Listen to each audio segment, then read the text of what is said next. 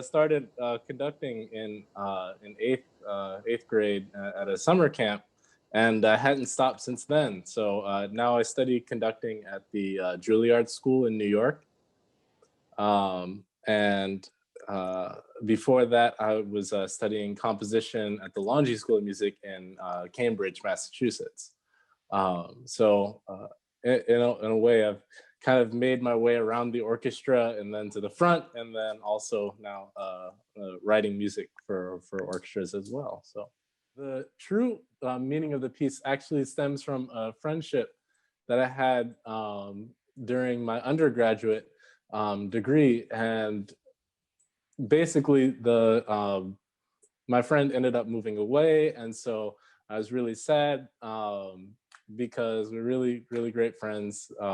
And so that kind of is brought out by the tense stuff is, having to deal with, knowing that person won't be around anymore at 53.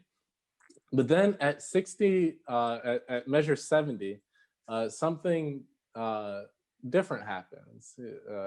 Something starts to grow and say that it's okay, sometimes, people move away, but the world is kind of a crazy place. So it starts off with one second violinist, or sorry, not one second violin, but the second violin section, just one section. And then at measure 74, the first violins come in, and that's the friend returning.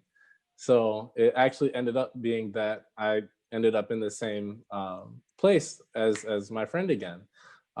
So we get to, just see each other again, which, if you've ever had a friend move away or a family member move away, you kind of know what it's like. But that realization, like, okay, well, things may be all right, but then all of a sudden things work out again. So and that whole section between 70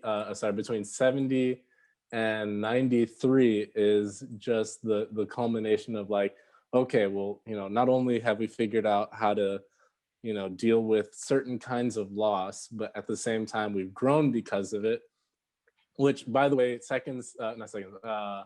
violas and cellos at measure 88, beat 4.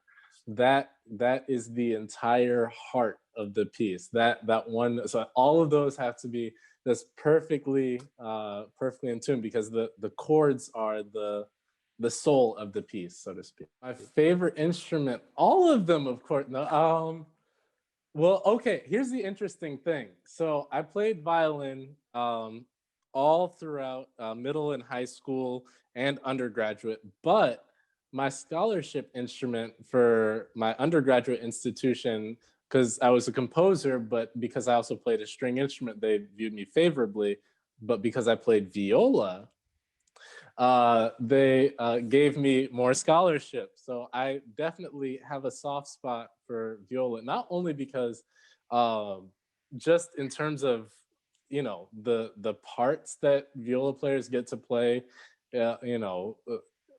just the sound of this E string is amazing. But my absolute favorite instrument has to be the guitar, because that was my first love. So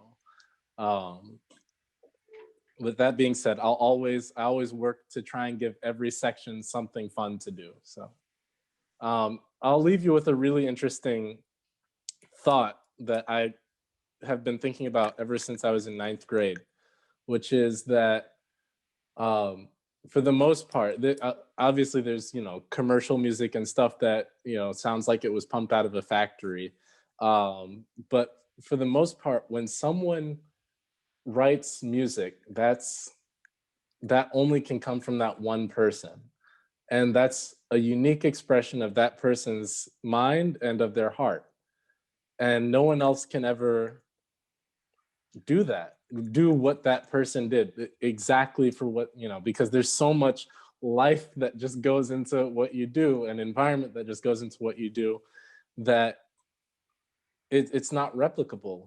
Things like, like with vaccines, we know that if one company didn't discover the vaccine, another company would have, and certain other scientific discoveries or things about the universe that we didn't know, or if Isaac Newton hadn't been hit in the head by the apple, someone else would have worked out everything for gravity and the laws of motion.